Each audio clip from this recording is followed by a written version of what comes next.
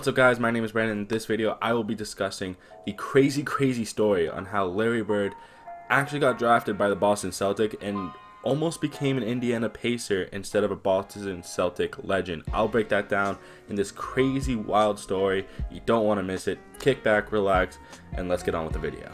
So we have to go back to 1974, where Larry Bird was actually enrolled at Indiana University, playing for Bob Knight's Hoosiers instead of Indiana State University. By mid-September, he cited heavy classwork and honestly wanted to be more closer to home, so he dropped out of college and took the year off, and by 1975, he enrolled at Indiana State University instead. The NBA had a rule at the time called the Junior Eligible Rule.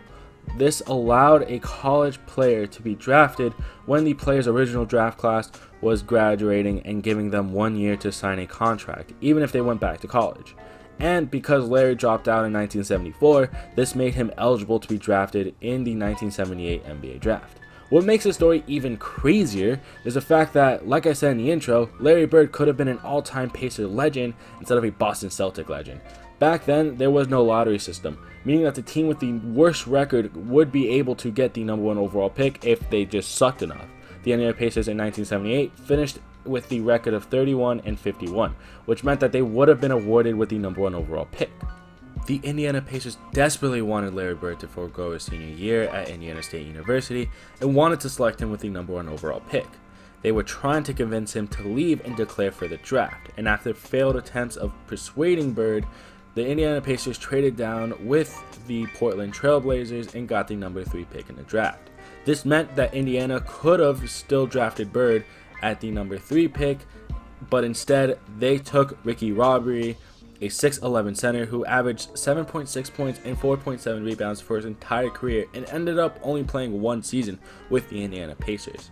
Which honestly kind of throws a whole new dynamic into this whole crazy story. The fact that Indiana had 2 opportunities to pick Larry Bird, one at the #1 spot and at the #3 spot, and ended up whiffing on Larry Bird and letting him slip to Boston at the #6 pick. Honestly, that just makes this story even crazier. The fact that they just let him slip by twice, essentially. Meanwhile, at the 6th pick, Red Auerbach did a move that at the time seemed too bold to even attempt, as he took Larry Bird, well knowing that he would have been going back to college for his senior year.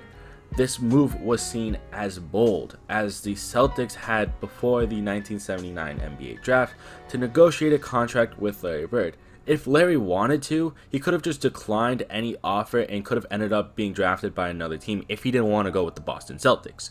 That almost happened, as Larry and his agent rejected the lowball offers the Celtics were giving him, but at the end of the day, Larry Bird signed and the rest is history. And so after the 1978 draft, the NBA swiftly took away the junior eligibility rule, and Larry Bird ended up getting his own rule called the Bird Collegiate Rule, which states that college players have to sign the contract as soon as they're drafted. Their draft rights can't get held over into their next season in college, and they have to be able to sign the contract and become pro as soon as they're drafted. I hope you guys did enjoy this story. I know it's a little short, but honestly, this crazy story I felt like needed to be told, and I think it hasn't been said enough. The fact that the Indiana Pacers had 2 opportunities to draft Larry Bird, and also 5 other teams could have drafted Larry Bird before the Boston Celtics did at the #6 pick, and the fact that Red Auerbach was pretty much risking the future of the Boston Celtics at that 6th pick on a guy that he didn't even know if he was going to accept any contract offers at all.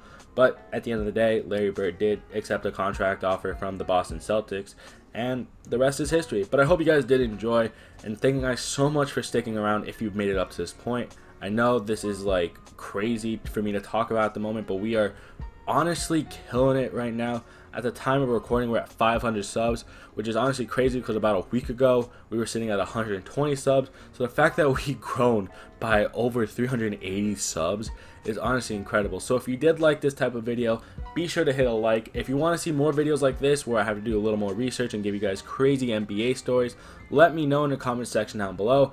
Again, please turn on post notifications and subscribe so you guys stay up to date with all our content on this channel. And that's going to be it for me. Take it easy, have a good one, and peace.